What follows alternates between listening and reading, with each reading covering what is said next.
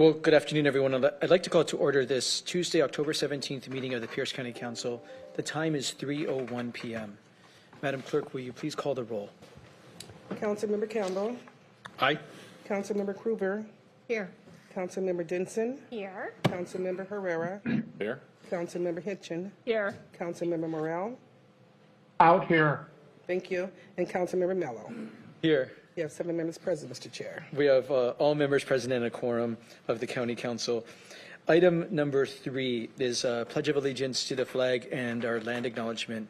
Please join us in listening to the land acknowledgement and Pledge of Allegiance to the flag, led by Councilmember Campbell, followed by a moment of silence dedicated to the violence in the Middle East.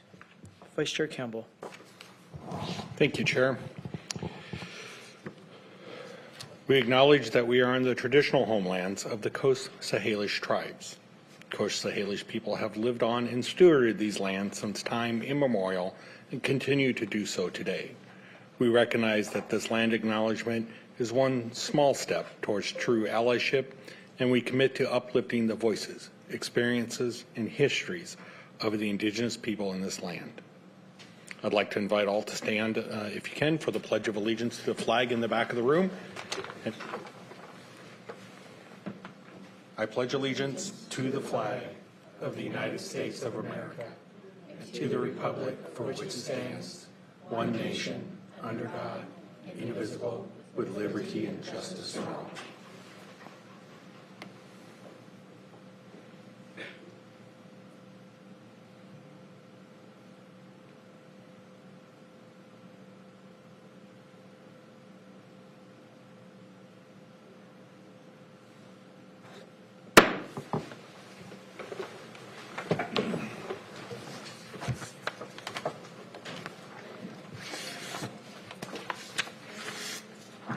We're now at section 4, approval of our agenda. Are there any objections to approving today's agenda as presented? Seeing no objection, the agenda is approved. On today's council agenda, there will be multiple opportunities for public comment. On the consent agenda, you may provide comment on any action item, on any final action item. This does not include items placed on the consent agenda for introduction and scheduling. On today's consent agenda, there is one grant application for final approval. During sections 8 and 9 of the agenda, we will take public comment on each ordinance and resolution individually. And finally, under community forum, at the very end of our meeting, there will be an opportunity for any member of the public to address the council on any topic that is not on today's agenda. So again, we call that community forum. It's at the very end of the agenda. We now have the consent agenda before us. Does any member wish to pull an item from the consent agenda? Seeing none, Vice Chair Campbell for a motion. Thank you, Chair. I'd like to move adoption of the consent agenda as presented. Second. It's been properly moved and seconded that we adopt the consent agenda as presented. As indicated, there is one item for final action. That is a grant authorization for a grant to the Washington State Department of Commerce. It's a climate planning grant for our Planning and Public Works Department to do this planning work. So we will open this up for a public hearing. Anyone in chambers wishing to provide comment on these final action items in our consent agenda? Not seeing anyone come to the podium in chambers. Mr. Dominique, anybody in the Zoom room wishing to provide comment on the consent agenda?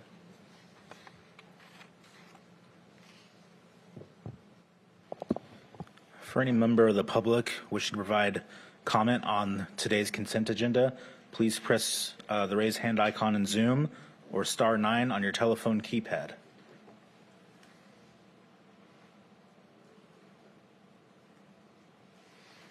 No hands at this time, Chair. Thank you. Seeing no hands, we'll close the public hearing, bring it back to the council. Madam Clerk, will you please call the roll on the consent agenda? Councilmember Krueger. Aye. Councilmember Denson. Aye. Councilmember Herrera. Aye. Councilmember Hitchin. Aye. Councilmember Morrell. Aye. Councilmember Campbell. Aye. and Councilmember Mello. Aye. The result of the roll call vote is 7 ayes and 0 nays. On a vote of 7 ayes and 0 nays, the consent agenda is adopted. Section 6 is messages from the executive, our judges, and our prosecuting attorney. There are none today. That brings us to Section 7, proclamations, recognitions, and awards. Today, it is the County Council's pleasure to recognize Greg McClellan for a lifetime of service working to connect Washington State residents to their local and state government. I'd like to invite Greg to the podium as Councilmember Hitchen reads this recognition into the record. Councilmember Hitchen. Thank you, Chair. Whereas after 26 years of service, Greg McClellan is retiring as production coordinator from Pierce County TV, which provides the residents of Pierce County with 24-hour access to information on what's happening in their local government, both through TV broadcast and live streaming to the web through platforms like YouTube. And whereas Greg McClellan's career has spanned 44 years, beginning in October of 1979 at the KSTW TV 11 at Bates Technical College, where he covered the eruption of Mount St. Helens, which helped ensure people had access to timely, accurate, and reliable information. And whereas from 1981 to 1997, Greg covered the Washington State Legislature, providing a vital link between residents and the legislative branch of their state at a time before the internet, when people's primary source of news, there was a time, everybody, there was a time. Primary source of news and information came from television and radio. And whereas his assignments have taken him out of the State House and the courthouse, including an assignment covering military operations overseas, where he was the Northwest News Pool camera person assigned to cover service members from McChord Air Force Base working in Somalia in 1992, the addition of the Chinook salmon to the Endangered Species Act in 1999, and the Professional Golf Association's U.S. Open at Chambers Bay in 2015. And whereas Greg McClellan's unwavering commitment to providing the public with high quality, engaging, and objective information has earned him as a reputation of being a stalwart professional among his peers, whose professionalism and commitment have earned him 2 Emmy Awards and multiple recognitions from the National Association of Telecommunications Officers and Advisors and the National Academy of Television Arts and Sciences. And whereas his passion for public access to information extends beyond the borders of Pierce County, where he served as the founding chairperson for the Bremerton Kitsap Access Television, a community-based public access TV station in Bremerton that cablecast programs to approximately 50,000 households throughout Kitsap County. And whereas Greg McClellan has lent his time, talents, and passion to the other side of the camera, including as a coach of girls fast pitch in Kitsap County for 30 years, helping teach the values of teamwork, commitment, hard work, and perseverance, and as a former board member to the Kitsap Humane Society. And whereas Greg McClellan's efforts have made a real difference in the availability and actionable information on local and state affairs, regardless of income and access, for the people of Pierce County, Kitsap County, and our state for nearly half a century. And its commitment to the public service has exponentially increased the impact he has had in our representative democracy. Now, therefore, be it recognized on this 17th day of October 2023 that the Pierce County Council honors Greg McClellan for his lifetime of service in connecting our state and county residents to their government and his unwavering commitment to expanding not only the access to information, but also encouraging civic participation in government across generations and showing that service and community engagement can take many forms. We express our deepest gratitude to Greg McClellan for his remarkable contributions to our community, and we extend our heartfelt wishes for his very well-deserved retirement filled with joy, fulfillment, and continued prosperity.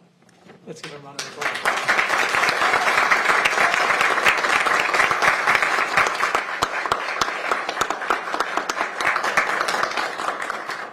So Greg, you're usually the person in the booth there. For those that are in chambers, there's a television booth in the back of the chambers where there's a window. Turn your mic on. And he usually has to remind me to put my mic on. Tristan I'm not needs there to do it today. Yeah, we got to train Tristan. As I was trying to say with my microphone off, you're usually the person behind the scenes, as the proclamation noted so well. If you, those of us that are here in chambers can see the TV booth here in the back. So, Greg, we know your life partner and wife Nancy is here to also be with you. You're welcome to join him up here. And it's also your birthday. I won't say how old, but it's also your birthday. 65th birthday, time to retire. Your news to share, not mine. We would love to hear some remarks from you, Greg. As you said, I'm usually behind the camera. I've spent, close to 45 years behind the camera, and then a few more years before that, working for newspapers, shooting stills. So it's not normal for me to be out here addressing anyone. It's just been a great career.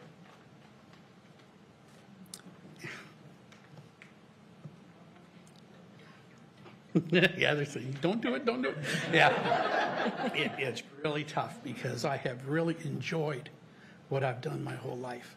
It has been my pleasure to be able to get out there and pass on to the world.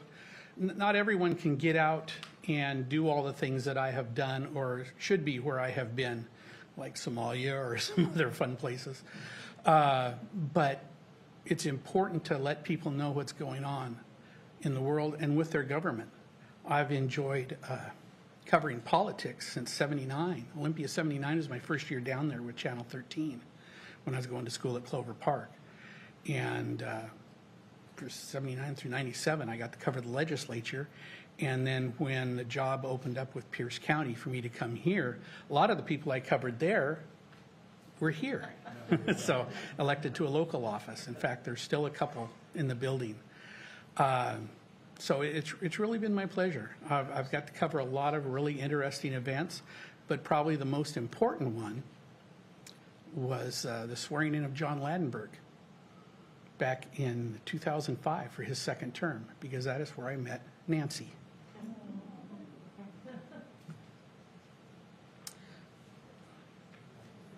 So it's just, I feel honored to be able to hold this position for so many years and have the trust of so many people.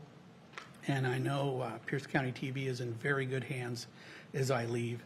And I know I can always pick up the phone and call them if I don't see something I don't like. So it's just really been a great time working all these years for Pierce County. Thank you. Thank you, Greg. Before I open it up for remarks from other council members, I want to also recognize not only is your wife Nancy here, but the leader of Pierce County TV, Megan Sutton, is here, and some other colleagues of yours from PCTV who, alongside of you, provide excellent access to local government. So they're here to witness this recognition as well. Are there remarks by council members? Councilmember Coover. Thank you, Chair, and thank you, Greg. I think your life just flashed in front of me, and I had no idea and what a life you've had in your career, and it's pretty exciting. And I just want to say thank you for all the time. I've been here, going on 11 years, and you've been awesome. Well, you will be missed, and I just wish you the best. You're going to wake up tomorrow going, uh-oh, now what? But I'm sure you have plenty to do from Oh, yeah. and, it's kind of like when you think you're retiring, you find out how much busier you get as we age. But thank you again. Thank you, Chair. Thank you. Councilmember Hitchin. Thank you, Chair. Greg, it was a pleasure to read this. I learned a lot in reading these words. I did not know the breadth of your career and the impacts that you've had on Washington State and our region in particular. So thank you for those many years. I just want to say that you've touched a lot of lives and they didn't even know you were doing it because you provided a service. And I know that you've brought voice to county government in ways as technology has changed, as the way we engage with community, even during the pandemic when we were trying to figure out how do we make hybrid work so that people still understand that we're here live making decisions And we were one of the first in the state to really think about how do we continue to make public access a thing. And I know that you were one part of that team, but it took a team to make it happen, and we really led the state in that. And I wasn't even here, but I was witnessing it at home and watching it and really depending on that. And it was really important, and it made it accessible and a way for the community to keep engaging and see however they were accessing their government. So truly appreciate your expertise in the many years as the technology changed and the people changed and the electeds changed. You were steadfast and ready to wave a red flag when we forgot to turn mics on. So we'll work with Tristan to make sure he knows where that is. So, but thank you so much. Thank you. That card has to get used more often than you would think. They would train us well by now. Right? It's our fault, not yours. Yeah. Councilmember Morell. Thank you, Mr. Chair. I, like my colleagues, want to acknowledge Greg, and, just one last time, this is usually how the council knows Greg.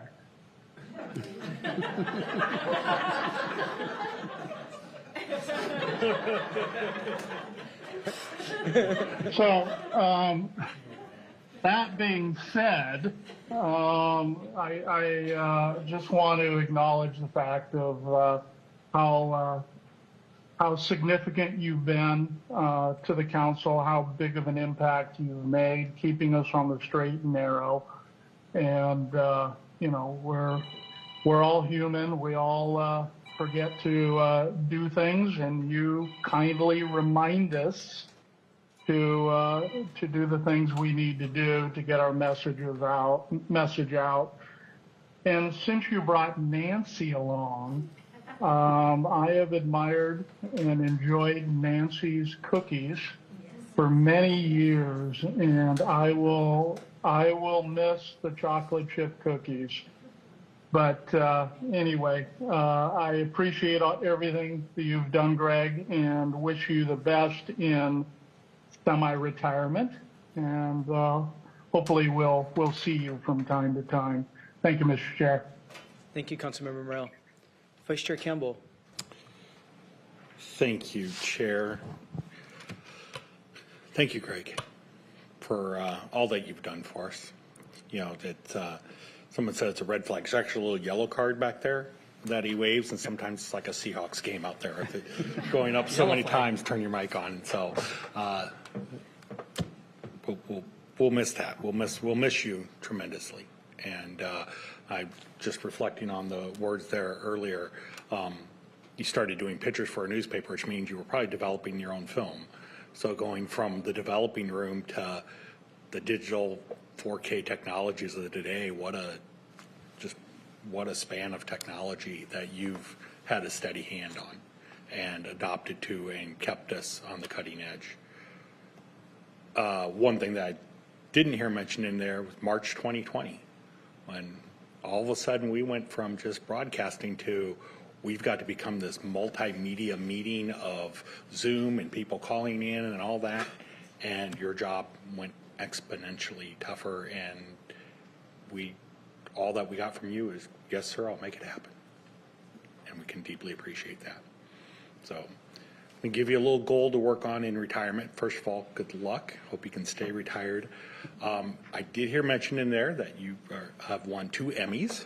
Congratulations. That is amazing. That means that you're 25% of the way to the EGOT Awards, which is the Emmy, Grammy, Oscar, and Tony. Yeah. So start doing some stage plays. Might be able to get that Tony wrapped up, a little editing, pick up an Academy Award here or two.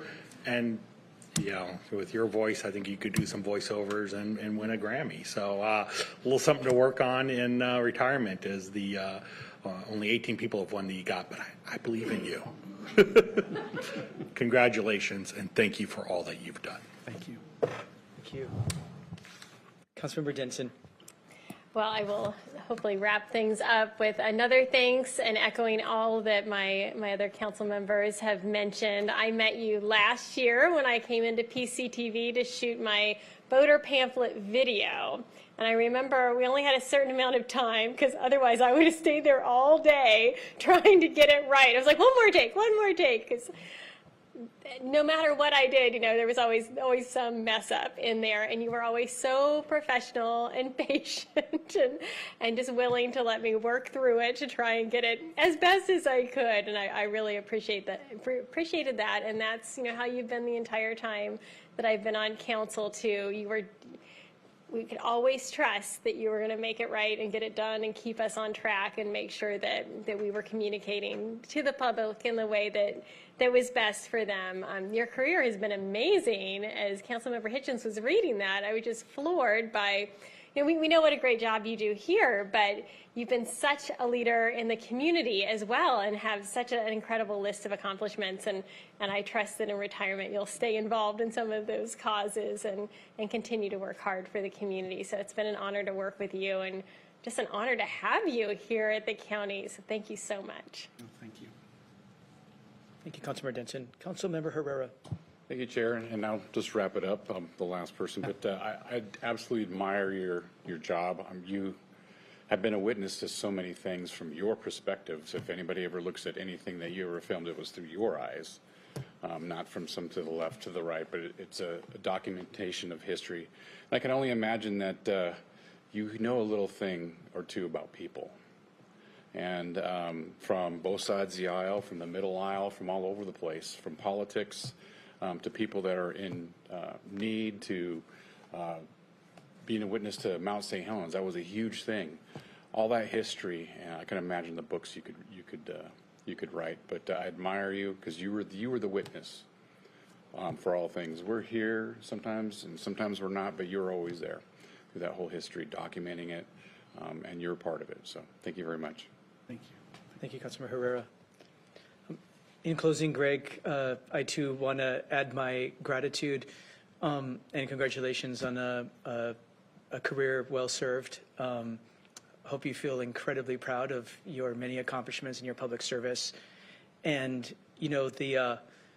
as has been illustrated just a little bit here, even council can sometimes just see you in that booth and think that's a big part of what you do. That's not all that you do. It's incredibly important to bring what happens in these chambers out to the public.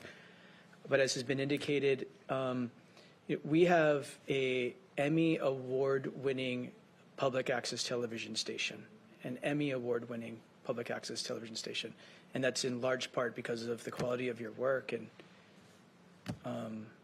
creativity and public service.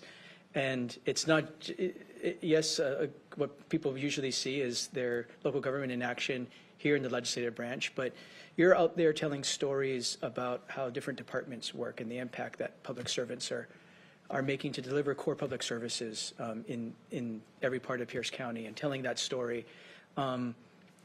Voter information guides so people can better understand the candidates they have an opportunity to vote for. We often go late. Thank you, Nancy, for the times we go sometimes really late.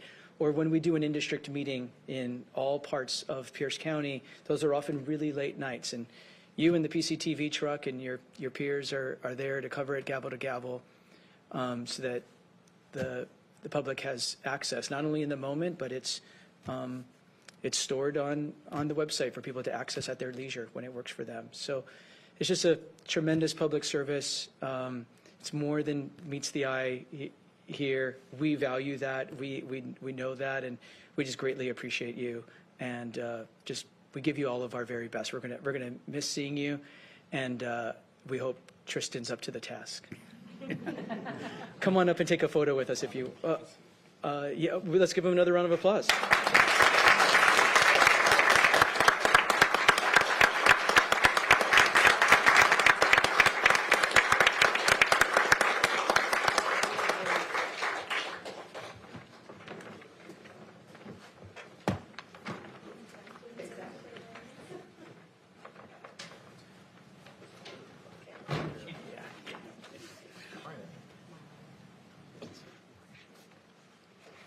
We're going to put you right in the middle, as you know. Yeah.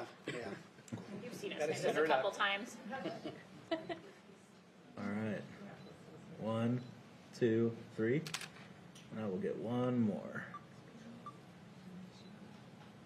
1, 2, 3. Perfect. Congratulations, sir.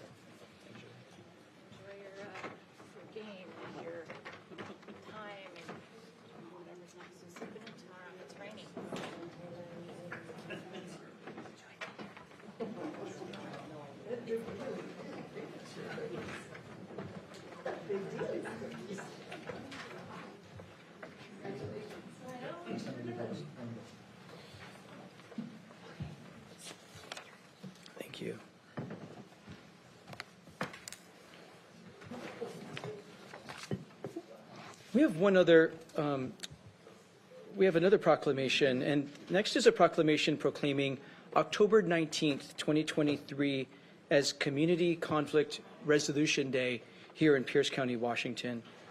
I'd like to invite up Marilise Hood-Kwan, Executive Director of the Center for Dialogue and Resolution, as well as Michael Transu, Board Member for the Center for Dialogue and Resolution. I'd like to invite you to the podium as we read the proclamation into the record. I'm thinking I'm reading this proclamation. Chair, I thought I was going to be reading the proclamation. Didn't we decide that I was going to do it? I think you got to read it last time. I think it's time that I get to read it. I so appreciate the two of you with your enthusiasm. Both of you want to celebrate Conflict Resolution Day. I think we should all celebrate that. There's an opportunity maybe that you could go back and forth and share the reading of the proclamation in terms of celebrating the day. Does that work for you? What a great idea. I'll start. Vice Chair Campbell. A proclamation of the Pierce County Council proclaiming October 19th, 2023 as Community Conflict Resolution Day in Pierce County, Washington. Whereas democracy is not guaranteed and hinges on deliberation, the peaceful transfer of power, and society's ability to use mediation and nonviolent conflict resolution to settle a wide range of disputes. And whereas conflict resolution touches on every aspect of our lives, from resolving personal disputes with neighbors, family members, co-workers, friends, strangers, and community-based conflict resolution between local jurisdictions, communities, and businesses. And whereas Pierce County promotes the use of creative and productive community-based dispute resolution by mediators for peaceful means of resolving conflict, and whereas mediation is a powerful, timely, and effective way to resolve disputes that often result in high rate of settlements.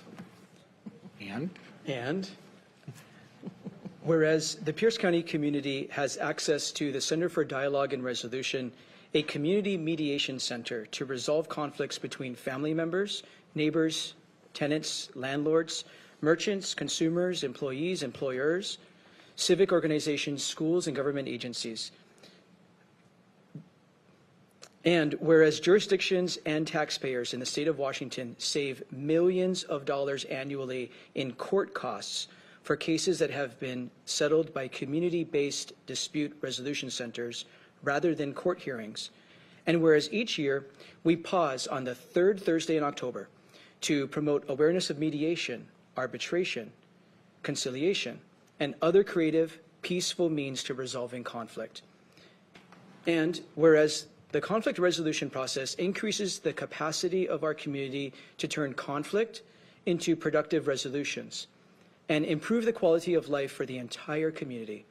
Now, therefore, be it proclaimed that this 17th day of October 2023, that October 19th, 2023, is recognized as Community Conflict Resolution Day here in Pierce County, Washington, and community members are invited to join the Center for Dialogue and Resolution for the Zaz Dinner and Auction, an in-person event at 5:30 p.m. on October 20th, 2023. The Zaz Dinner and Auction will help raise funds for this local organization to support the work of the Center for Dialogue and Resolution, which helps end conflicts and train community members on a path toward more peaceful conversations. Madam Director. Thank you so much. Thank you, too, for finding a way to celebrate conflict and how we resolve it. We stand before you on behalf of the board, staff, and the many volunteers of the center, thanking Pierce County's support. You all gave us 2 years of support to produce more mediators, and it was a 4-year project. You have gotten us a long ways. It's unusual that somebody would say, let's go celebrate conflict. And so I really want to highlight that that is the opportunity for change. And I think with each one of you, including Councilman Morell, who's on Zoom, we've had the opportunity to explore what are moments of conflict, what's the opportunity that gives us of listening to each other and being able to hear other things. So I want to thank you all for the support that you've given for the center. And here we are in our 29th year since you proclaimed us to be a Center for Dialogue. So I want to remind you all, it's under your ordinance. Did I save any words for you? No, just a few. Thank you, Mr. Chair, members of the council. Really appreciate your support. The words in here are really meaningful for the board, and they really appreciate you having this recognition. So thank you so very much. Thank you for your board service and leadership of this amazing staff and volunteers. Are there remarks by council members? Councilmember Hitchin.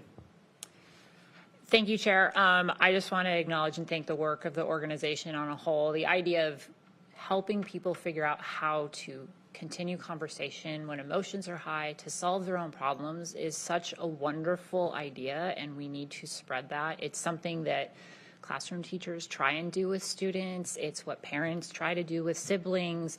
But sometimes in the community, when we're talking about adults, there's no one helping guide that and the how to make that happen.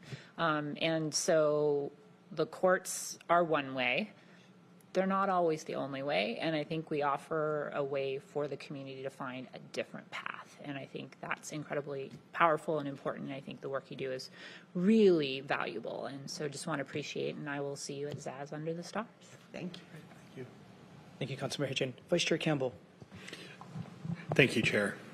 Thank you very much for all the work that you do in our community, but particularly with our courts. I think you've, we say in here, the amount of work that you've really helped resolve us get many things through our courts that might be clogged up for a while, and help make sure that people going through, anyone who's court involved for any reason, be it civil or criminal or whatever, very, very stressful situation because there's usually a lot on the line.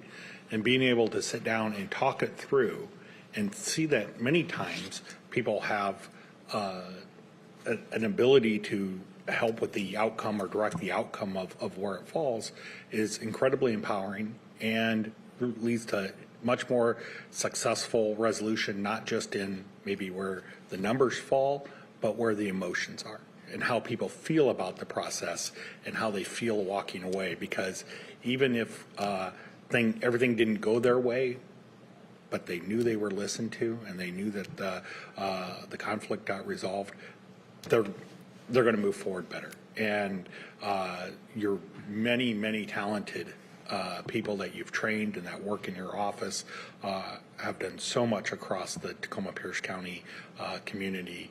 And much like Greg, who we acknowledged earlier, behind the scenes, conflicts that you kept small that we never saw rise up to something big in our community. That's been a lot of it, is you've kept small things small. Thank you. Thank you. Councilmember Coover. Thank you, Chair, and I too want to say thank you for stepping into what I would say the fire. It takes someone who is hardwired in a special way to want to go into a room to try and deal with conflict. But I can only assume that the joy of it being remediated, it makes it worth it for your time. So for us, we're very grateful that you take the time, that you do these things, and thank you. Thank you, Chair. Thank you.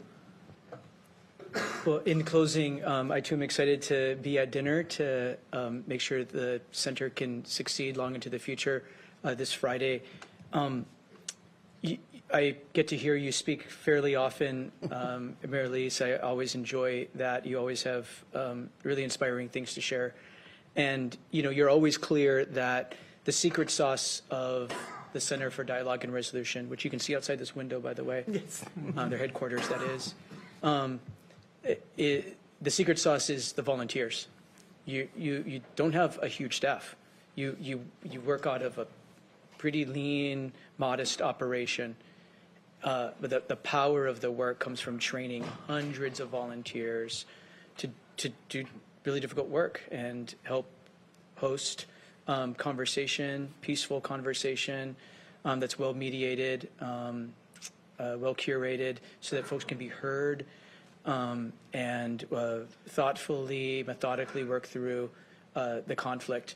And, you know, for you to be able to have the resources to continue to do that, so you can train so many more volunteers to do that, because the problems are endless and the opportunities are endless to mediate conflict in a less costly way, a way that more people can find mutually agreeable resolution and not have winners and losers necessarily, if it can ever come to that. And, you know, just in closing, I think as Vice Chair Campbell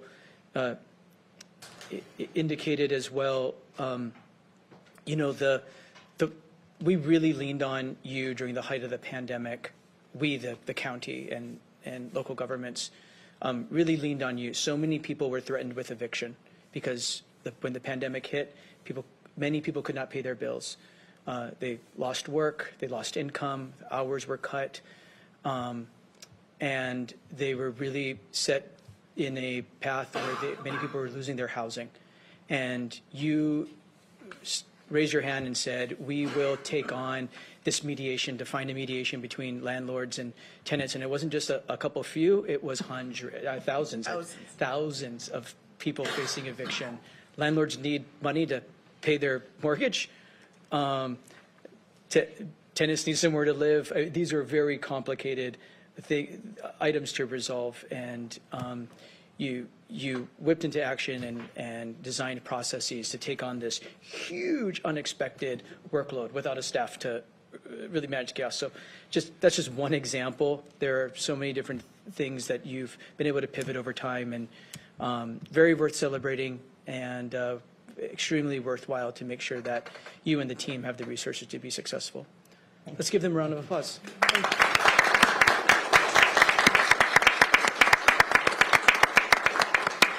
Can we invite you up here for a photo? We'd love to. Great show today, right? Yeah. Now we know what to do. Thank you so much. We get to meet. Good job with the role play, you guys. You guys got that down.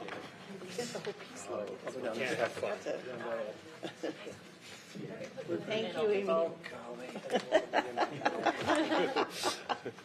They've got it all figured out. All right, 1, 2, 3. Let me get one more. 1, 2, 3. Got it. Thank you. Awesome. See you soon. Yeah, see you guys. Thank you so much. Great to see you tomorrow. Tonight, I guess. I tried to stick in there.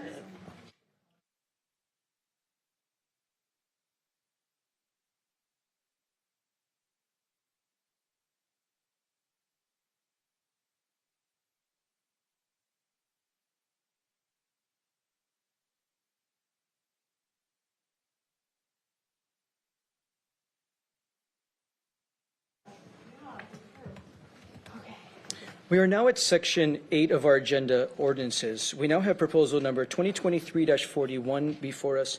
Councilmember Hitchin for a motion. Chair, I'd like to move 2023-41. It's been properly moved and seconded that we adopt proposal 2023-41. Will the clerk please read the title into the record? Proposal number 2023-41, an ordinance of the Pierce County Council adopting the 2023 Pierce County Comprehensive Flood Hazard Management Plan, amending Chapter 19D60 of the Pierce County Code, Pierce County Storm Drainage and Surface Water Management Plan. Last line, please. The last line is flood plan. Thank you. Mr. Swanson to brief the council. Thank you, Chair Mello, members of the council. We have before you today for public hearing and final consideration ordinance number 2341, which is the 2023 Comprehensive Flood Hazard Management Plan. It is commonly known throughout the county as the 2023 Flood Plan.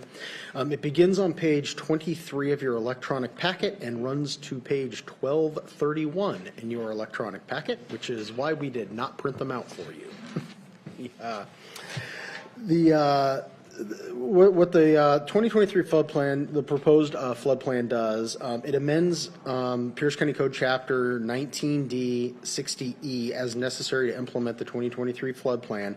And there's also a section in there that commends the flood planning advisory committees, multiple committees members, for the work and dedication they've put into making sure this plan was updated and brought before you. Since 1994, when Pierce County first adopted the comprehensive plan, which was a requirement under the Washington State Growth Management Act, Pierce County has experienced no less than 30 major flooding events.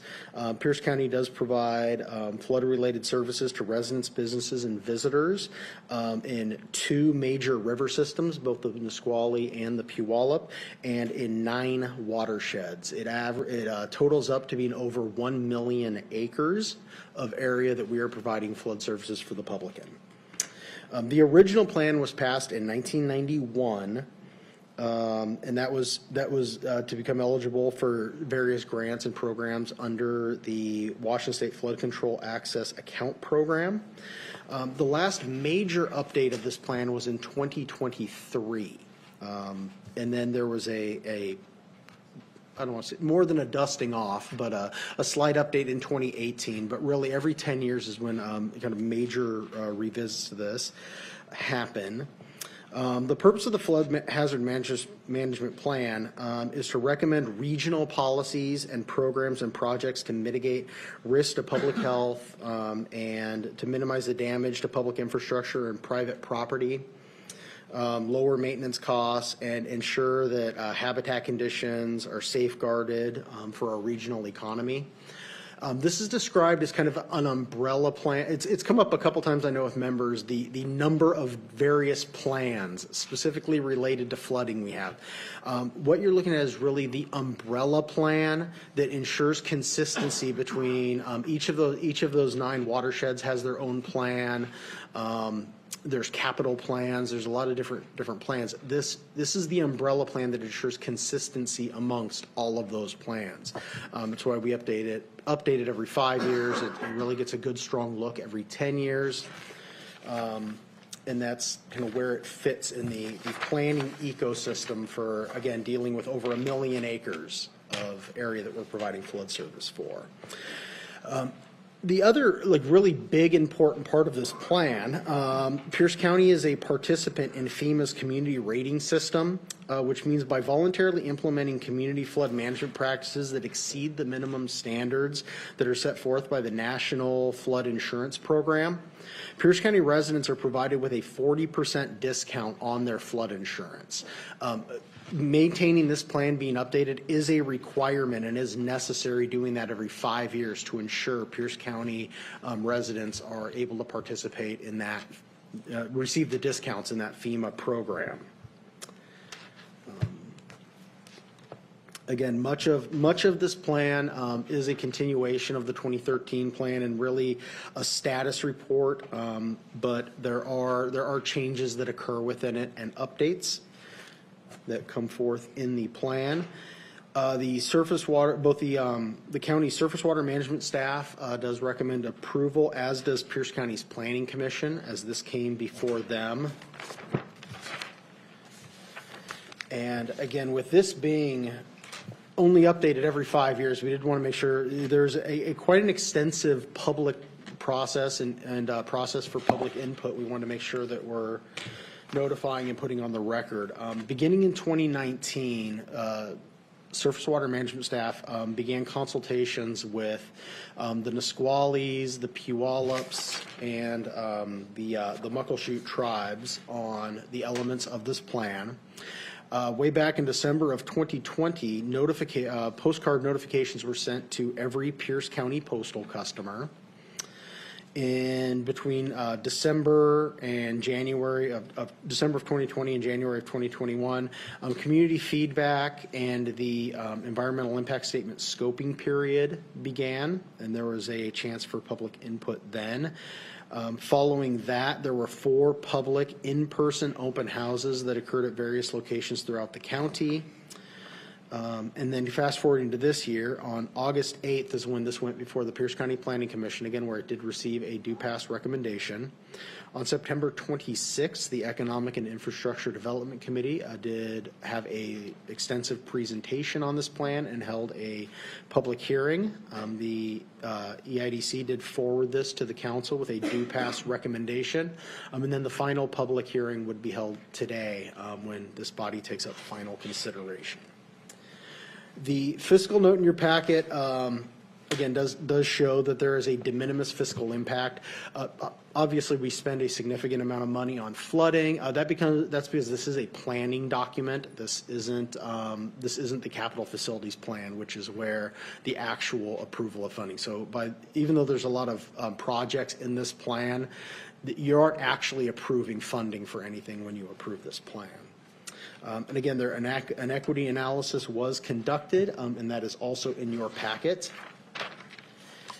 As follow-up to the presentation at Economic Development, we did Surface water management staff did request, they prepared just 3 slides of a presentation. They wanted to follow up on some of the discussion that happened there. Again, because we only do this every 5 years, we didn't want to make sure it's a complete public record that is created. So Angela Angove is available, did come down from the surface water management staff, and we are asking the chair that they just give a very brief presentation. Again, 3 slides, just as a follow-up to the extensive presentation that occurred at Economic and Infrastructure Development. Thank you. Ms. Angove, welcome.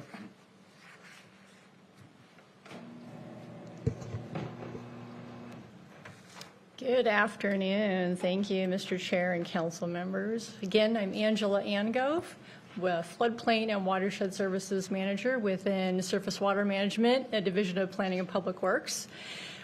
As Mr. Swanson indicated today, we're here to seek final approval and adoption of the 2023 Comprehensive Flood Hazard Management Plan. And the team has really been working diligently and very hard since 2019 in coordination with other divisions within Planning and Public Works, other departments within the county, 17 towns and cities, tribal staff, regulatory agencies, various stakeholders, as well as residents from the floodplain and the general public.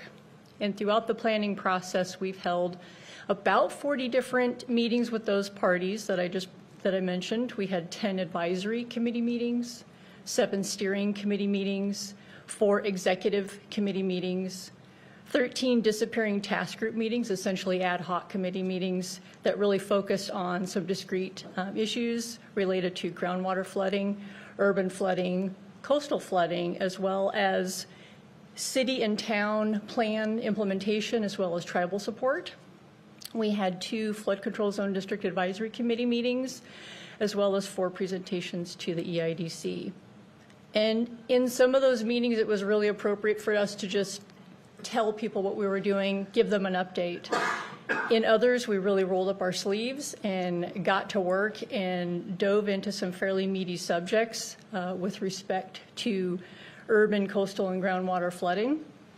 And regardless of the intent of those meetings, the individuals all played a really key part in the development of the flood plan. And as I'm up here today, I'm going to be, on behalf of the team, thank the individuals that played a key part and spent some time and gave us their expertise and willingness to join us on a 4+ year journey.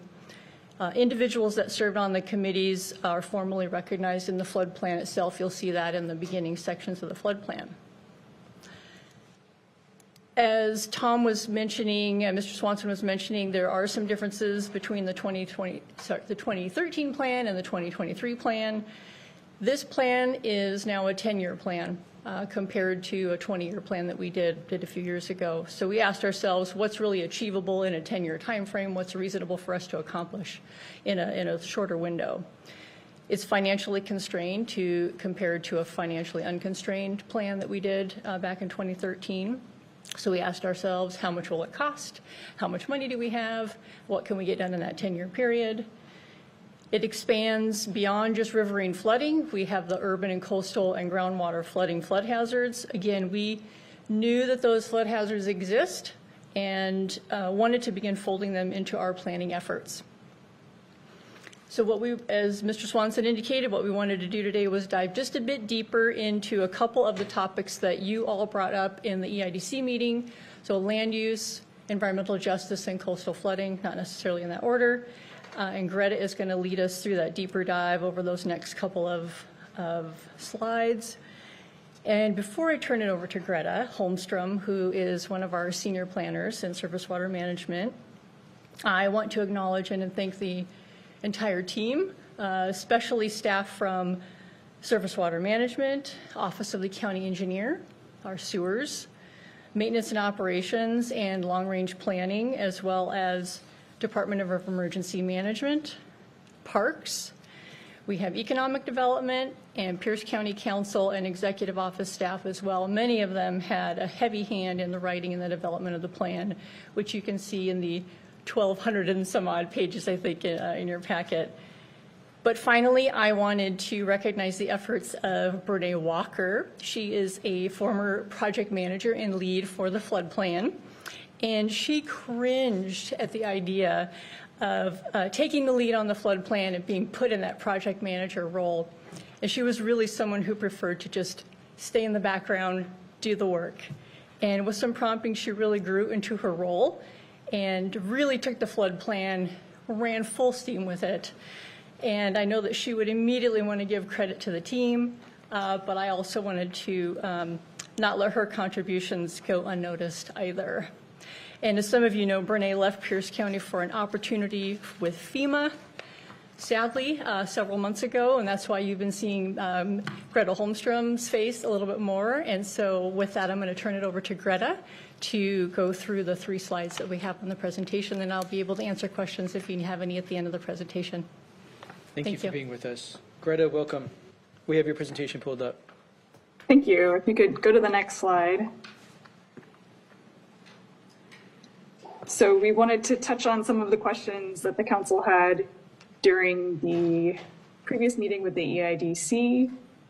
We wanted to clarify that the flood plan does not set land use policy. The county has a complex matrix of lands that are governed by counties, cities, towns, and tribes. Because the actions of one are relevant to the actions of the others, affecting the flood frequency, duration, and magnitude downstream and adjacent to their own jurisdictions. The strategies that are shown on this slide are intended to promote greater consistency between jurisdictions. The cities and towns are strongly encouraged to adopt policies that are within the flood plan, also critical areas, regulations, and policies, but they're not required to do so. These are just recommendations and things that we will work on in the next 5 years. Next slide, please. We also had a lot of questions about coastal flooding during the last presentation, and this slide shows the 10 recommendations, the programmatic recommendations that are relevant to coastal flooding specifically. These are things like outreach, assessments, studies, mapping efforts, surveys, and planning projects. We don't have any capital projects recommended, but these recommendations will lead to further understanding of coastal flooding and potentially capital projects in the future. And we will see those during future updates to the flood plan. Next slide, please.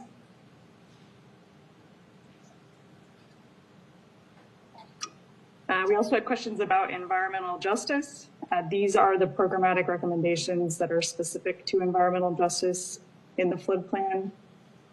We recognize that a lot of these recommendations mirror efforts that are already underway for the entire county related to equity. The Surface Water Management is already using the Pierce County Equity Index and other analysis tools to evaluate the impacts of our projects and programs. These recommendations will be reviewed within that broader context of the Equity Index and the broader county environmental justice initiatives that are taking place. So these are the 5 recommendations related to environmental justice. That was the summary of our responses to questions that came up during EIDC, but I think Angela and I are both happy to answer any other questions that you have. Thank you. Thank you for being responsive to the questions our Economic and Infrastructure Development Committee had. I know they had many other questions and comments during the committee meeting, but these are the ones that warranted some further follow-up. So thank you for that. Questions or comments from Mr. Swanson or the department staff before we open this up for a public hearing? We'll begin with Councilmember Denson. Yes, thank you. I really appreciate you kind of honing in on some of those questions. You were spot on some of the concerns from EIDC and some of our questions.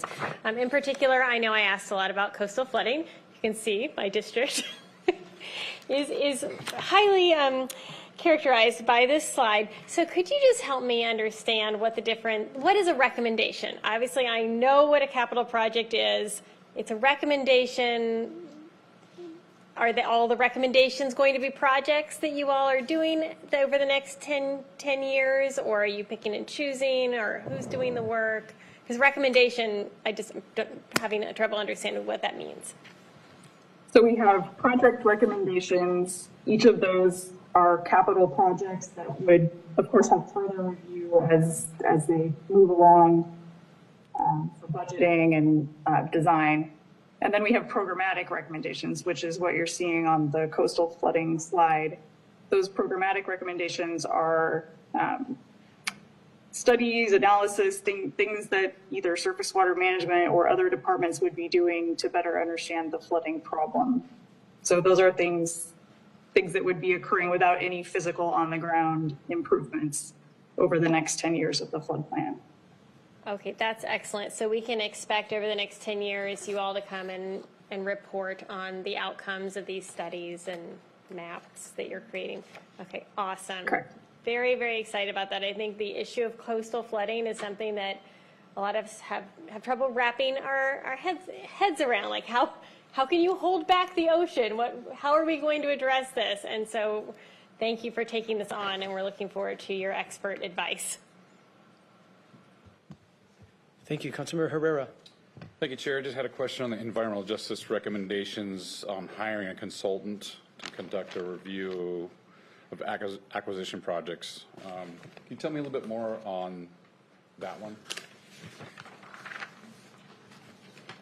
Sure. So that recommendation would be hiring a consultant specifically to give an outside opinion of acquisition projects that are proposed and to perhaps provide criteria for future acquisition projects to make sure that those acquisitions address equity.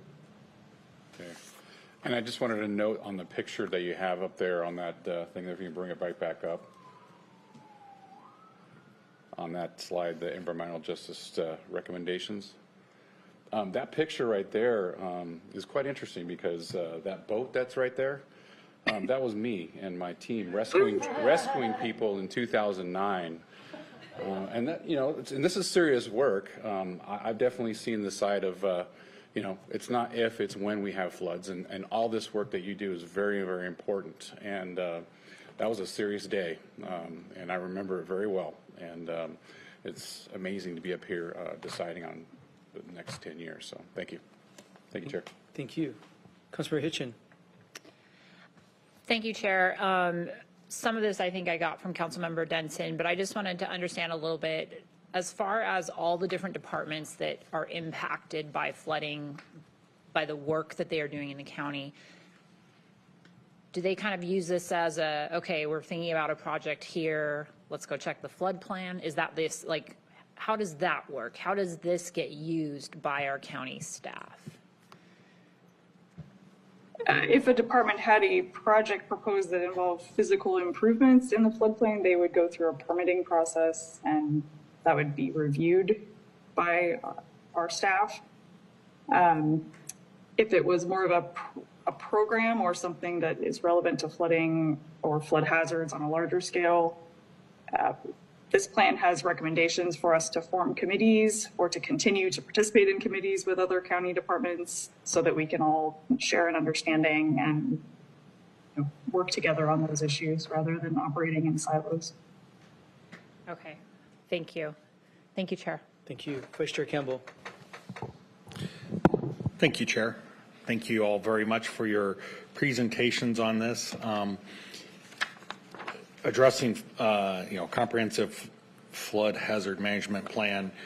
I think pretty much every county probably has to adopt one or should, but ours far more difficult than most.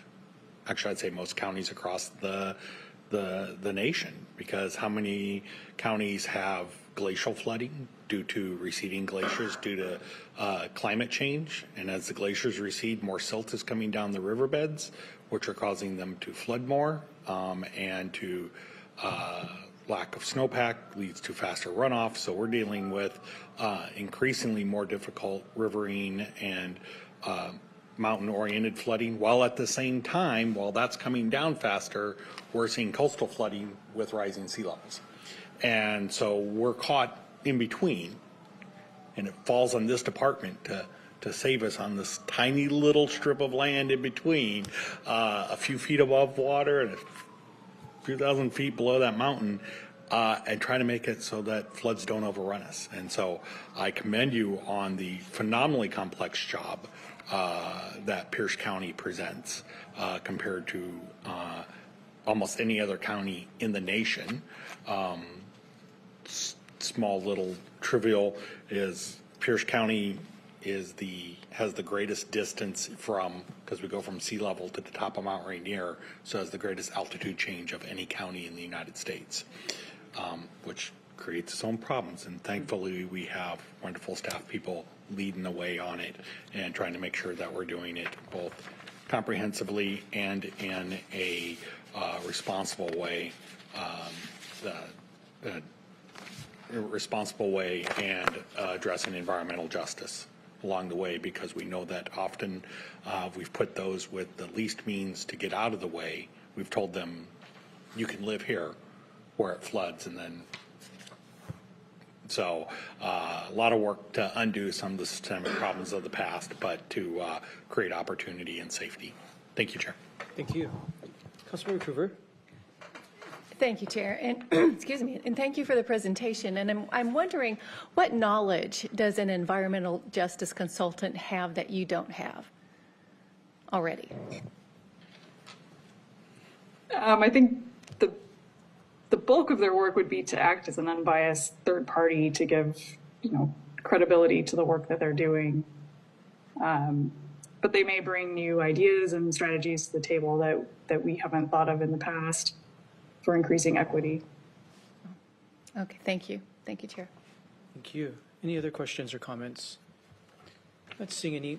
We're going to open up a public hearing on proposal number 2023-41, the adoption of the Comprehensive Flood Hazard Management Plan. Is there any member of the public wishing to provide comment on this ordinance? We'll start in chambers. Anyone in chambers wanting to give comment on this plan? Not seeing any. Mr. Dominique, anybody in the Zoom room?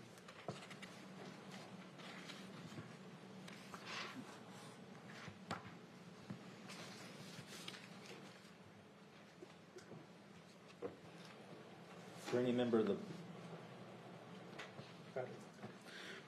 the public wishing to provide public comment on proposal number 2023-41, please press the raised hand icon in Zoom or *9 on your telephone keypad. And first up, we have Terry Hurd. Please state your name for the record. You have 3 minutes. Hello, I'm Terry Hurd. I've come to address you before. I was one of the 2 people who came and spoke when the original Surface Water Management Fund was, I'm going to say, forced on us. And many of the cities came and spoke of the need for that. And through the years, it has developed into quite the project, the program.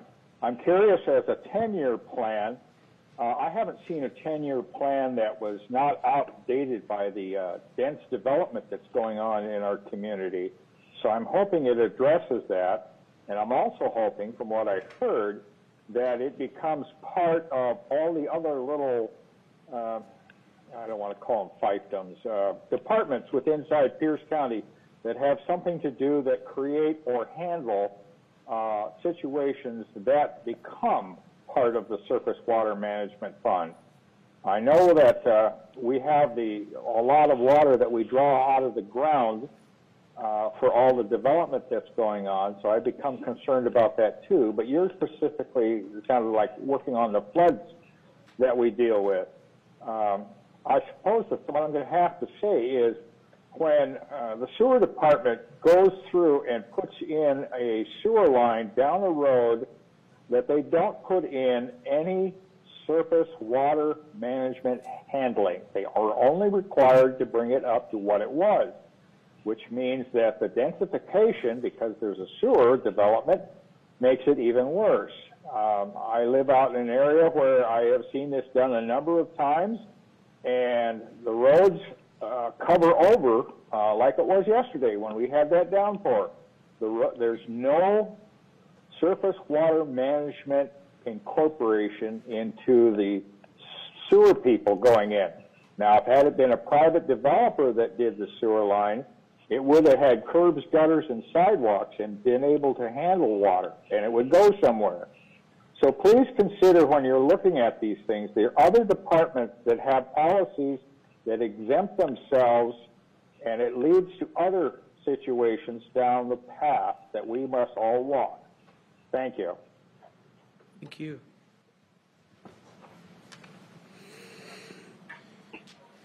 There are no other hands at this time, Chair. Thank you. Seeing no other hands, we'll close the public hearing, bring it back to the council. Only one. Wow.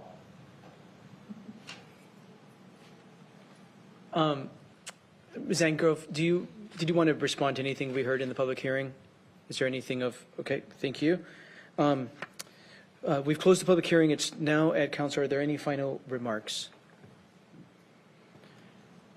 I don't see any. As has been indicated before we open the public hearing, thank you for answering our questions. Years-long public process to get to this point.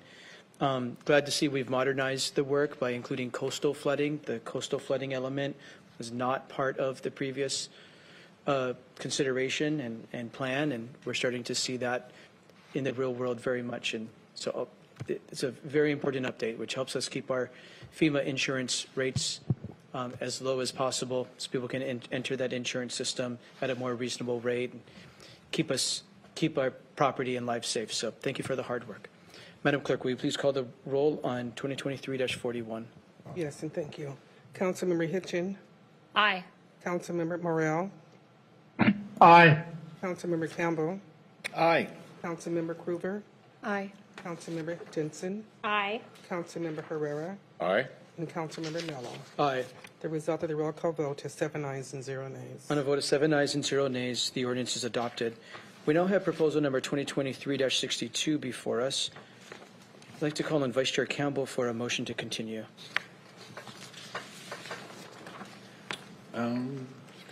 62? Yes. Thank you, Chair, and I would like to move to continue proposal number 2023-62 to the meeting of October 31st. It's been properly moved and seconded that we continue proposal 2023-62 to the meeting of Tuesday, October 31st. Speaking just briefly, we discussed this item in the Council's Rules and Operations Committee. We committed to working more with the County Finance Department, other stakeholders, to continue to work on the detail of this ordinance, and it does need a couple of more weeks of work before it's ready for council consideration. We'll take a voice vote. All those in favor of continuing proposal 2023-62 to the meeting of Tuesday, October 31st, please say aye. Aye. Aye. Opposed, nay. The motion is adopted. The ordinance is continued to the meeting of October 31. That brings us to resolution 2023-147. Councilmember Hitchin for a motion. Thank you, Chair. I'd like to move R 2023-147. It's been properly moved and seconded that we adopt resolution 2023-147. Madam Clerk, will you please read the title into the record? Proposal number R 2023-147, a resolution of the Pierce County Council approving the 2023 Pierce County Board of Equalization's request to convene to act on timely filed taxpayer petitions which exceed the requirement of revised Code of Washington 84-48-010. Thank you. Thank you. Ms. Long to brief the council. Thank you, and good afternoon. The county has a Board of Equalization designed for the equalization of the assessment of property in the county. This is pursuant to the procedures and regulations set forth in state law. RCW 84-48-010 provides that the Board of Equalization shall meet on the 15th day of July or within 14 days of certification of the county assessment rolls, whichever is later. And it may continue in session to meet and adjourn from time to time during a period not to exceed 4 weeks, but it must remain in session not less than 3 days. The statute further provides that the board, with the approval of the county legislative authority, may convene at any time when petitions filed exceed 25 or 10% of the number of appeals filed the preceding year, whichever is greater. So the number of petitions filed last year in 2022 was 1,641. And as we heard yesterday in committee, the number of petitions filed to date, or as of yesterday, was 1,240. So clearly the threshold set in state law is exceeded. The board has made the request to the council to continue to meet to address these petitions. I don't know, this proposal was heard in the Rules and Operations Committee yesterday and received a do-pass recommendation. And I believe Kim Shannon from the Board of Education may be on the line if you have specific questions about the board. Thank you. Thank you. Does the Assessor Treasurer's Office staff have anything to add?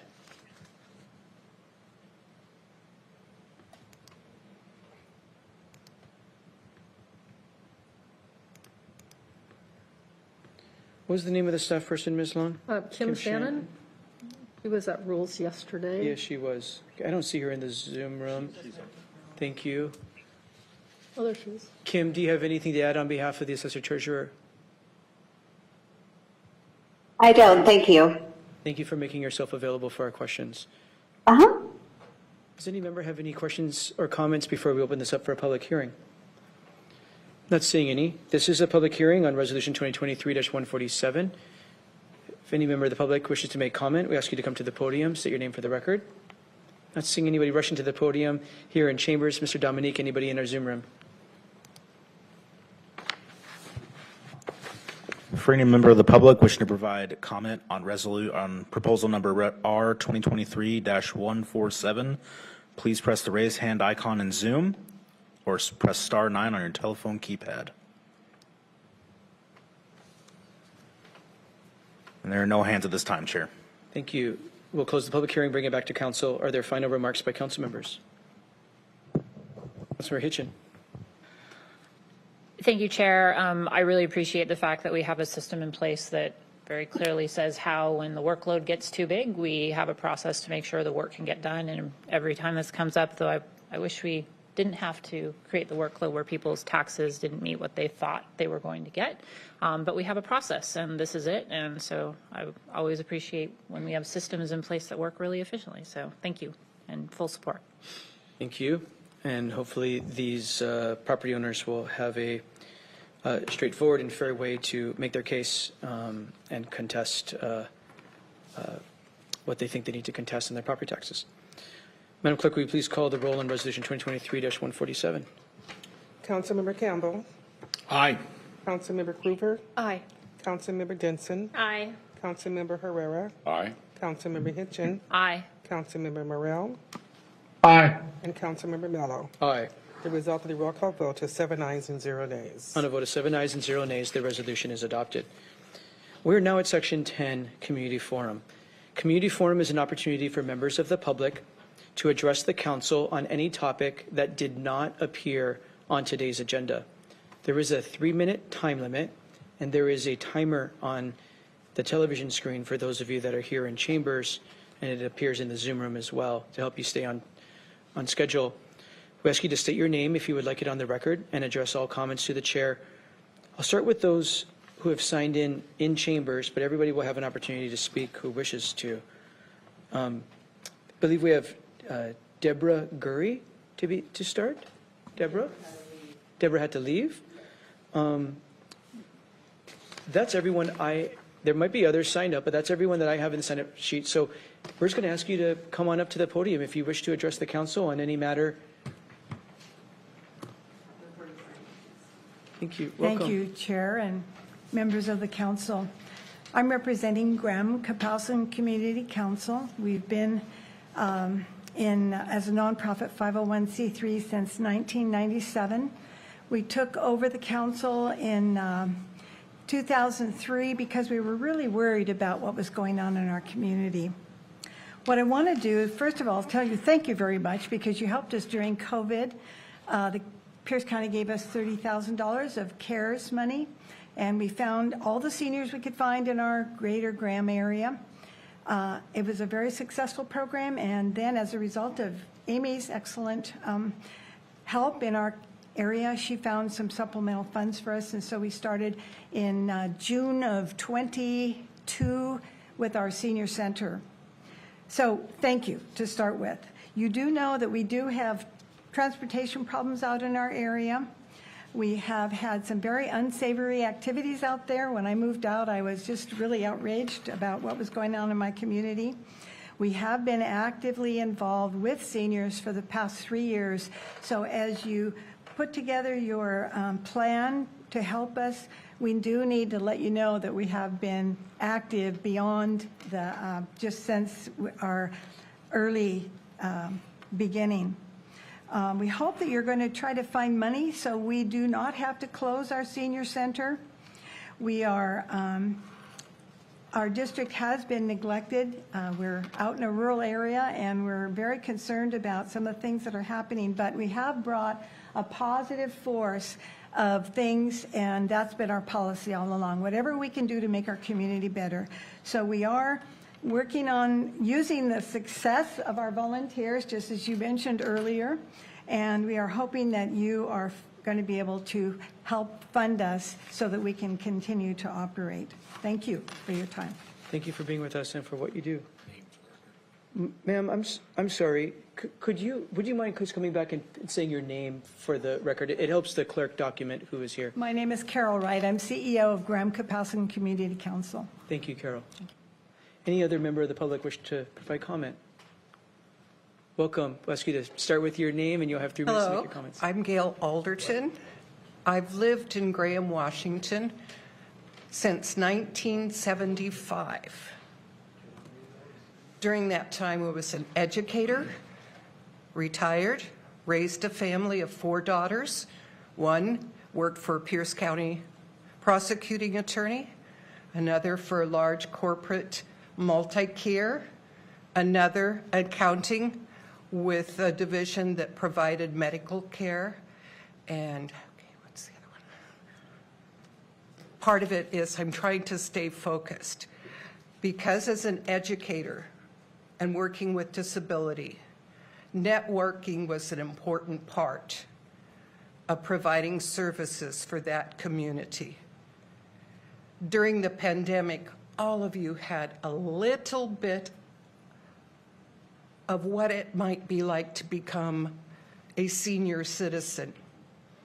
Despite your education, your financial being, through life, your world becomes smaller. And the ability to stay positive and feel that you still have something to contribute diminishes. I have recently became a member of the Graham-Kapowski Community Council Senior Center. I was awestruck.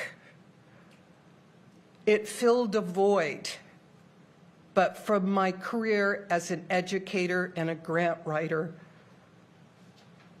I was amazed at how far they stretched their dollars. How many have taken a fall or done physical therapy? How many of you have a member who had to go through it? Today, Tuesday and Thursday, we're led by 2 instructors who are there to provide us with the ability to maintain our balance, our cognitive power, and my area was in disability cognitive and also speech therapy. So for me, the checklist goes on and on. What it is saving the community in being proactive. And soon we're going to learn how to fall, but get back up. I can't tell you cost effectively how valuable that is. And today we brought in a speaker who spoke about the things that none of us want to face. I'm sorry, I'm out of time, but I can tell you that it wasn't just for you. That community, the place that gave us a discount to make those dollars that you gave us, is taking it to their group. Thank you. We still can help. Thank you. Thank you for respecting the time limit. Anyone else? Hello, Council. My name's Larry Johnson. I'm just mainly a senior. I drive the seniors and the bus and stuff. I do it for free because it gives me gratitude. And I love having the people that are in homes that don't drive. You see the joy in their face when they get to come to the senior center, do the exercises, do the games, go to picnics when we go to the parks, go to a game, go to the movies. It's just such a pleasure to see them when they have the joy, and they have now, the ones that are even in wheelchairs, can almost get in the van by themselves by doing the exercises, as she said. You know, it's just such a great joy. So we hope that you will continue to help fund our center to keep it grow, because we have gone from sometimes one van, which my daughter loans her van, so we have two vans to go to events. So we get more and more people all the time involved, and it's just a great honor to have that in the community. So thank you for your time. Thank you for what you do. Thank you for sharing with us.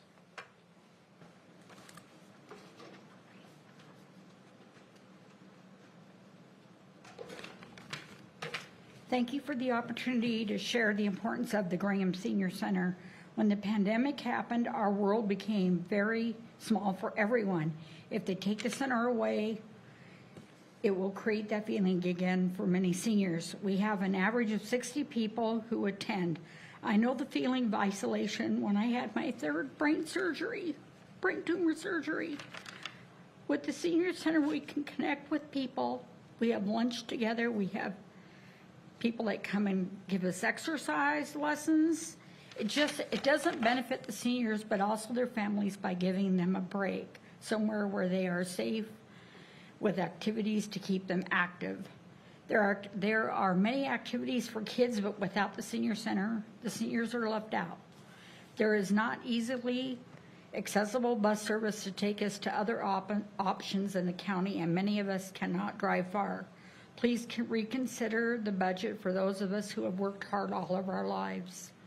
Thank you. Can you please state your name for the record? Lorena Saxton. Thank you, Lorraine. Thank you for sharing your story. Any other member of the public wish to provide comment under community forum? I ask you to start with introducing yourself, and you have 3 minutes to make your remarks. My name is Mary Sue Smith, and I live out south of Graham, about 6 miles out, so there is no bus service. I do not like to drive long distances anymore, so the Graham Senior Center is perfect for me. It gets me out of the house a couple times a week. I get exercises, and the socialization is so good for the mind because I've met new people. We enjoy being together, love each other. We've become a family. And we just really, really hope we can stay active and keep having our meetings. Thank you. Thank you, Mary Sue. Thank you for sharing. I, too, don't like to drive long distances.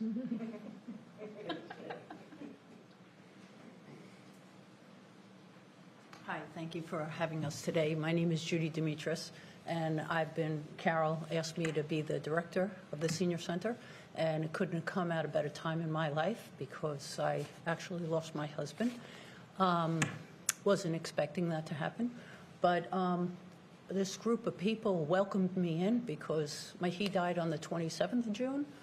The Graham Community Center opened up on June 28th. And so I was thrust into something that was a lifeline for me. And so I've met many people that have come that have also lost their mates.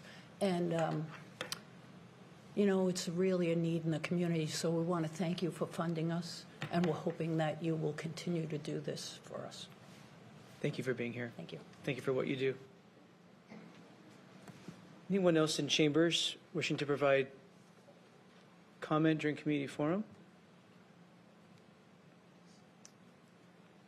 Not seeing anybody in chambers. Mr. Dominique, anybody in the Zoom room? For any member of the public wishing to participate in the community forum, please press the raise hand icon on Zoom or *9 on your telephone keypad.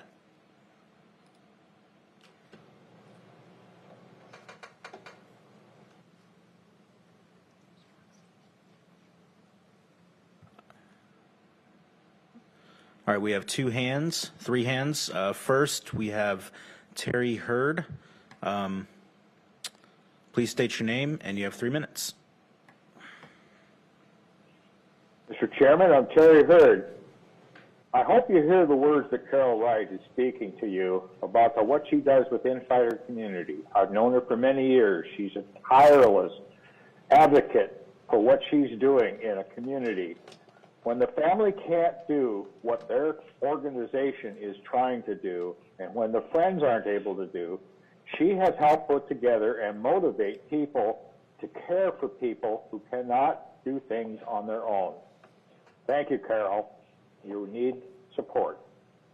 The other issue I have, it concerns this tiny village issue that's coming up out here in the southern Spanaway area.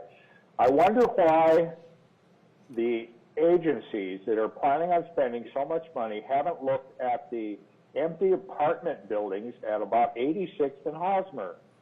There's 2 rather large motels that would work very well for those people. There's a bus route, there's food, there's laundry, there's all kinds of other things that homeless people could work at for the temporary housing of them. So I wish you'd consider looking at not just kicking the people out of the city of Tacoma out into, well, the ends of the earth out here at the last paved through road of civilization. Look at some other options to keep the people close to where they might find a job, might get education, might have community support or governmental support on the need to become not just empty citizens, but viable, worthwhile people who have a degree of integrity by helping themselves because they have been helped. Thank you.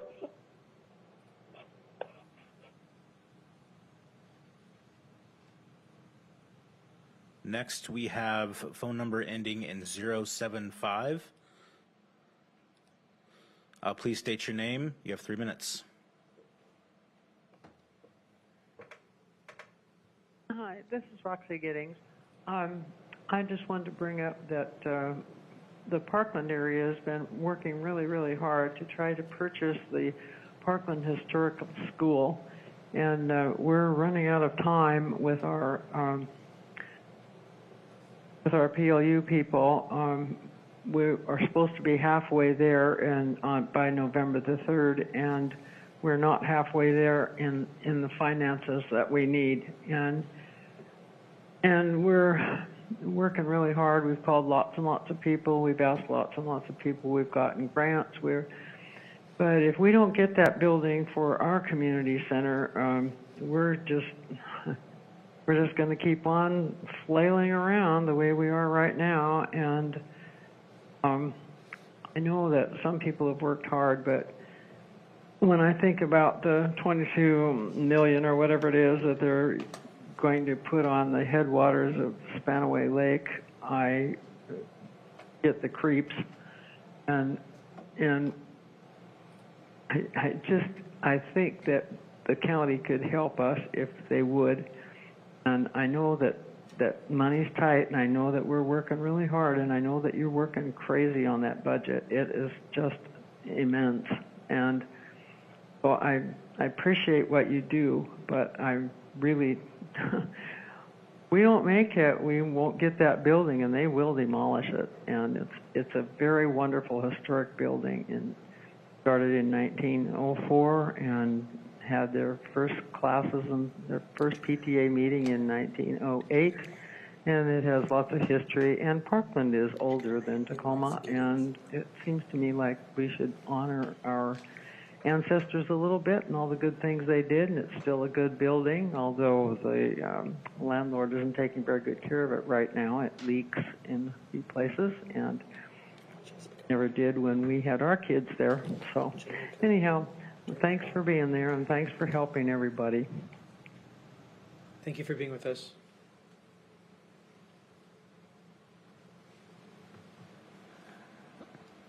Next, we have Gary Isaac. Please state your name, and you have 3 minutes.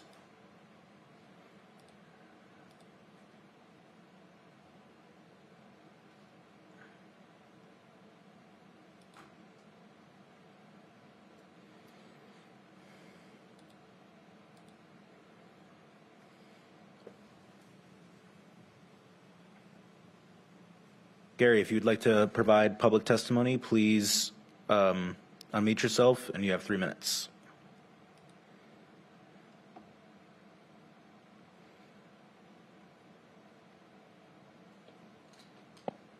There you go, Gary. We see that you unmuted yourself. Okay. I just wanted to say that this is, has been paid for by people. And, I don't believe that it should be taken away from them now. This is a lifeline for a lot of people. This is a communication between the people daily, even though that they don't go to the center, to make sure that their health and welfare is taken care of amongst the people there. So actually there's a bigger input to this from outside the government than there is in the government. They supply a lot of things there as far as activities, as far as opportunities for people to come in and from outside attorneys and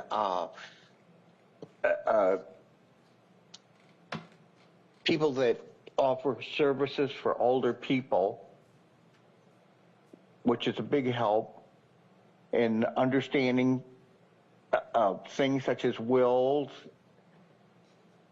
and what they can do to plan out their futures. The program, a lot of people have paid for this through their taxes for 60 years that are seniors. And to take it away now, it seems a little ridiculous. They have been communicators and people that have contributed to the community all this time, and now the community doesn't want to take care of them, it looks like.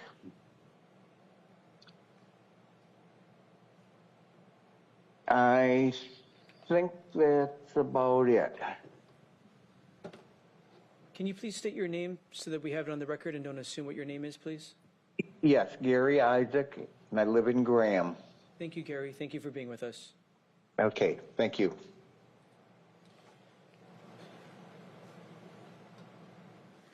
Next, we have AG7QW Mike. You have 3 minutes.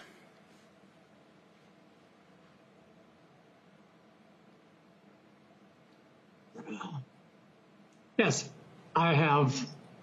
My name is Mike Holman. I live in Spanaway, Washington. I've been here for about 2 years. Lived in other parts of Washington, was with Boeing for 21 years. What I'm trying to figure out right now is when I went to the Spanner Park Senior Center, it was closed to start with because of COVID. The next time I went down there, it was closed because it was being evicted and they were moving. So I volunteered, and my wife and I both volunteered and helped pack and move. Unfortunately, there's not a lot of storage space, so there's no real place to move it. They have all of the equipment needed for a senior center, and by looking at what's going on from an outside point of view, it appears that the senior center was destroyed effectively by Pierce County and the board so that LeMay family could evict us. And there we are right now. Without putting any blame, my major concern is we need a senior center. And as a taxpayer, I don't like the fact that my taxes paid in Spanaway are going to another senior center when they've taken away the senior center we had here, which was here for 30 years, long before LeMay ever came in. And that doesn't seem right to me. But then I'm only a software engineer. I worked with Boeing for 21 years. And obviously I don't know a lot about the politics, other than that appears to be where the problem is. We need a senior center. We've got a lot of people here that need it, a lot of people that all of a sudden don't have one. Well, they haven't had one for 2 years because of the COVID. They were just getting back ready and everything went bad. It looks like Pierce County doesn't care about the seniors. And that's kind of sad.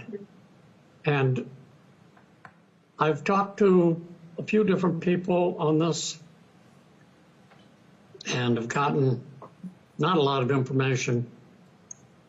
I believe my time is almost up. So we really need a senior center in Spanaway. And if we can't find a building, then I don't know what's going to happen. I guess LeMay wins. Thank you for your time. Thank you for being with us.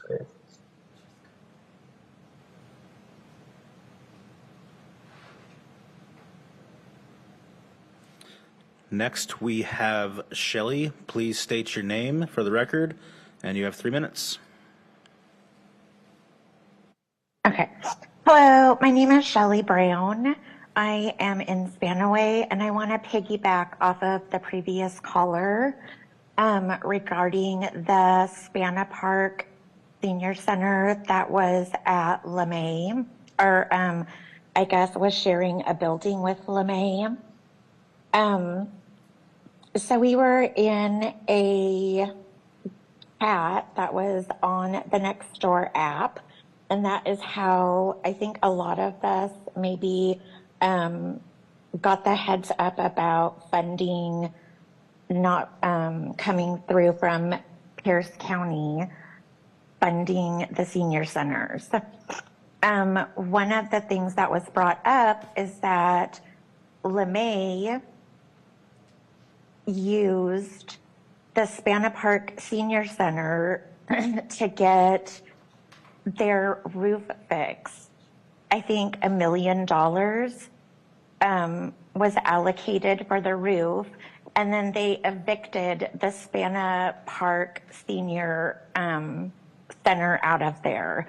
So if that's true, I think that LeMay should be giving back that funding. And that's all I wanted to say, and I do want that on the record. Thank you. Thank you for being with us, Shelley.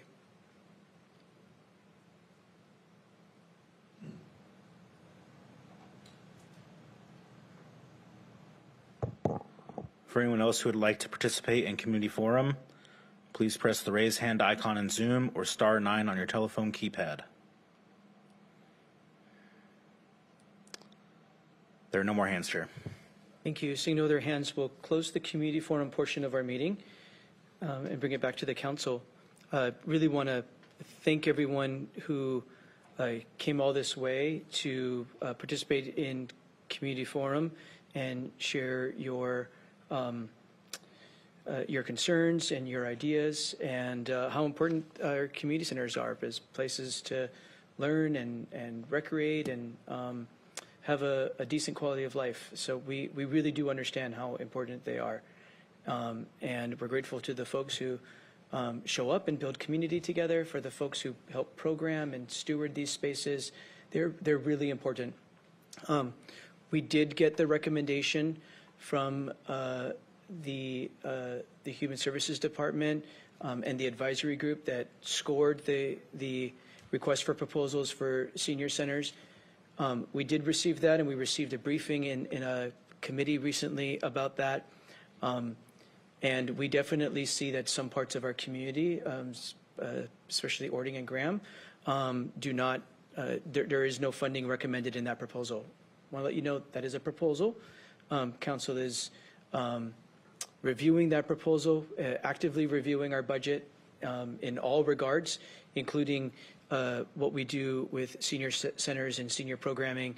So this will be a topic of conversation for the council over the next 5 weeks or so as we continue to deliberate about our budget. And I want to assure you that we take your concerns and requests incredibly seriously. We know how important senior centers are to many, many, many people's quality of life. So thank you for taking the time to educate us and share your thoughts and concerns with us. And we ask you to continue to engage during the budget process, because that is through the budget process is where we will be making these decisions and many other decisions on how we use our limited public dollars. That does close public community forum portion of the meeting. I'm going to open it up to other council members. We had other business and announcements. Councilmember Krueger. Thank you, Chair. I just wanted to thank my rock stars for coming down today and sharing your stories. It's I always enjoy stopping by and visiting. I even got to be a queen or something at one point last year. And you forgot to mention the trip to Snoqualmie. That was a lot of fun. And Carol, you're full of energy. And I know that since everyone else here is not close to where we are, that they will consider deeply on working to fulfilling needs that are out in the district. And also because I know how, as it was mentioned, that we do a lot for children to help keep them out of trouble. We need to make sure they don't get into trouble. They need things to do because, you know, I know them fairly well. So anyway, we'll work for that. Thank you so much for coming. We'll look forward to more interaction. Thank you, Chair. Well, that's the other thing, is also utilizing the building at times when it isn't utilized for others. So it makes a good time, good use. Thank you. Thank you, Chair. Thank you, Councilmember Krueger. Any other business or announcements by other members? Councilmember Campbell. Thank you, Chair. There was one other comment made about that we should put aside funding for homelessness services and buy empty hotel in the Hosmer area. We've done that. That's the Aspen Court project. That was actually one of the first things we did, was purchased one in there. The other two buildings that appear vacant were purchased by private landowners who are converting them into housing, most likely affordable to those who can't afford most housing rates throughout. So actually the Hosmer area is one of the highest areas where we're providing homeless and affordable housing services over the last couple years and in the forthcoming years. So more work has probably been done in that small area regarding that than any other part of Pierce County. So just wanted to make sure that the idea was acknowledged, and we're already on that. So do watch our budgeting. We have actually a lot of homelessness services going in a lot of areas. We have senior services going. I think we actually are funding at a record level for our senior services, far ahead of where we have in the past. I believe we initially put aside over $500,000 for senior services. And I think we had almost $900,000 in requests. Which shows that perhaps we need to reconsider where we were at. I do know that the Spanna Park location did not put in a request for funding. So if people are wondering why they weren't funded, they never requested any in this last cycle. So kind of need to be asking to make sure that we can properly look at and allocate what the total need is, and then how we can help meet the total need while looking at equity in the process. Thank you, Chair. Thank you for those comments, Vice Chair Campbell. Any other comments, announcements, other business by members?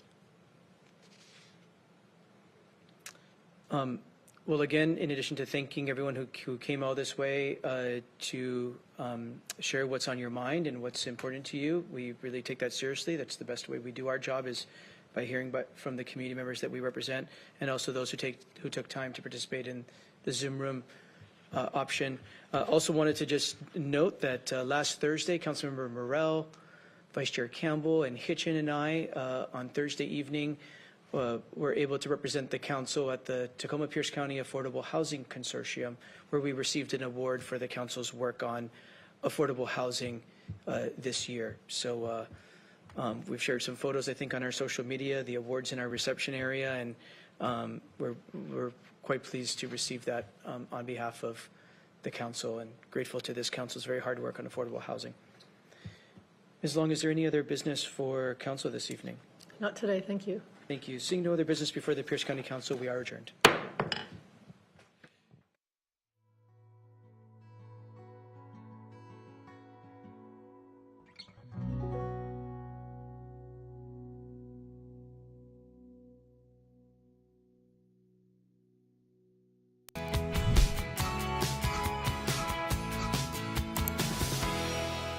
A lot of older men have enlarged prostates, and they need to get up every